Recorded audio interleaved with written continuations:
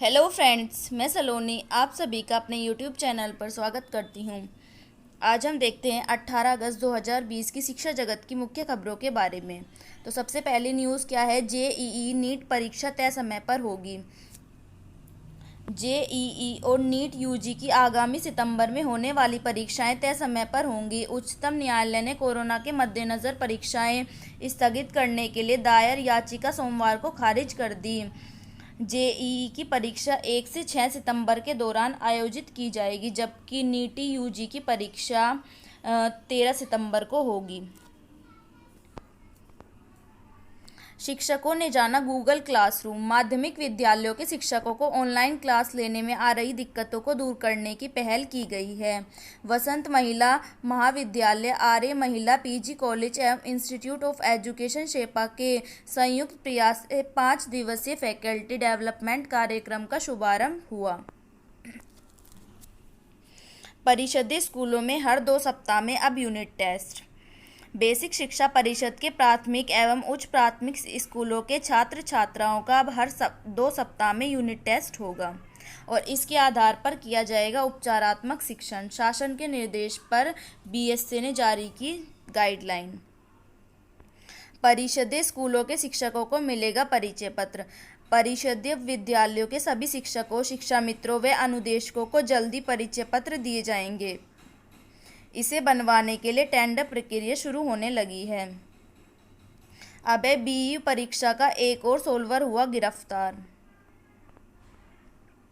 Work from home में भी महफूज रहेंगी फाइलें। कोरोना वायरस के संक्रमण काल में कार्यालय संचालित करना और फाइलों को महफूज रखना किसी बड़ी चुनौती से कम नहीं है। मौजूदा दौर में इलाहाबाद विश्वविद्यालय प्रशासन ने अपने अधिकारियों एवं कर्मचारियों को वर्क फ्रॉम होम की सुविधा दी है। साथ ही फाइलों को सुरक्षित रखने के लिए ई ऑफिस तैयार किया गया है।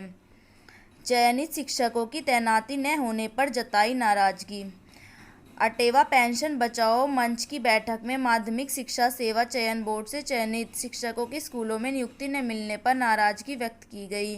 संगठन के प्रदेश उपाध्यक्ष डॉक्टर हरि प्रकाश यादव ने कहा कि अधियाचित पदों को स्थानांतरण के माध्यम से भर लिया जा रहा है। नए आयाम स्थापित करेगा नई शिक्षा नीति का विजन, निशंक। केंद्रीय शिक्षा मंत्री रमेश पोखरियाल निशंक ने सोमवार को कहा कि नई शिक्षा नीति का विजन भारतीय विश्वविद्यालयों के नए आयाम स्थापित करेगा।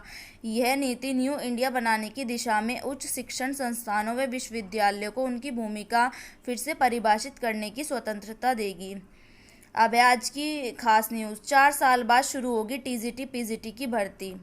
प्रदेश भर के लगभग 4,500 सहायता प्राप्त माध्यमिक विद्यालयों में प्रशिक्षित टीजीटी और पीजीटी की भर्ती जल्द शुरू होने जा रही है। 4 साल बाद शुरू होने जा रही भर्ती के ऑनलाइन आवेदन के लिए सॉफ्टवेयर बन चुका है और उसका सिक्योरिटी ऑडिट हो रहा है। अगस्त तक या सितंबर के पहले सप्ताह में विज्ञापन जारी होने की उम्मीद है। 18 से 20,000 पदों पर भर्ती प्रक्रिया शुरू हो सकती है। पिछले साल ऑनलाइन से 40,000 रिक्त पदों की सूचना मिली थी, लेकिन उसका सत्यापन करने के बाद संख्या आधी रह गई। चयन बोर्ड को शिक्षकों के 22,000 के आसपास खाली पदों की सूचना मिली थी। इनमें से कुछ पद 2 बार आने के कारण हटा दिए गए, जबकि पूर्व में चयनित लेकिन कार्यभार ग्रहण न करने वाले कुछ अभ्यर्थियों को कुछ पदों पर समायोजित कर दिया गया। बोर्ड ने जुलाई 2016 में टीजीटी पीजीटी के 10,000 पदों के लिए आवेदन लिए थे। अब इसमें क्या है कि पहली बार मिलेगा 10% ईडब्ल्यूएस आरक्षण। टीजीटी पीजीटी भर्ती में पहली बार वंचित वर्ग के लोगों को 10% आरक्षण मिलेगा। और क्या है कि हर वर्ग के आवेदन शुल्क में हुई है वृद्धि। टीजीटी पीजीटी के लिए हर वर्ग के आवेदन शुल्क में वृद्धि हुई है। सामान्य व ओबीसी वर्ग के अभ्यर्थियों से 700 रुपये फीस ली जाएगी। अनुसूचित जाति को 400 और अनुसूचित जनजाति आवेदकों को 200 रुपये फीस देनी होगी। दिव्यांग को निःशुल्क आवेदन की छूट दी गई है। स्कूल कराएंगे ऑनलाइन प्रैक्टिकल व प्रोजेक्ट वर्क। अन्य बोर्ड के विद्यालयों की तर्ज पर यूपी बोर्ड के स्कूल भी प्रैक्टिकल और प्रोजेक्ट वर्क ऑनलाइन कराएंगे।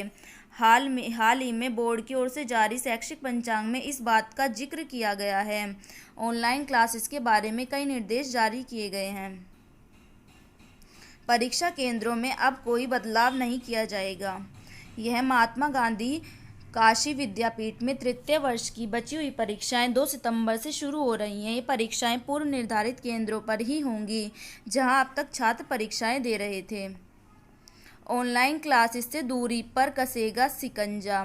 कोविड-19 के संक्रमण को देखते हुए अभी स्कूलों में ऑनलाइन पढ़ाई पर पूरा जोर दिया जा रहा है। स्कूलों में कक्षावार बनाए गए व्हाट्सएप वर्चुअल ग्रुप के जरिए पठन पाठन का स्तर पर रखा जा रहा है। इसमें लापरवाही बरतने वालों पर कार्रवाई की भी तैयारी की जा रही है।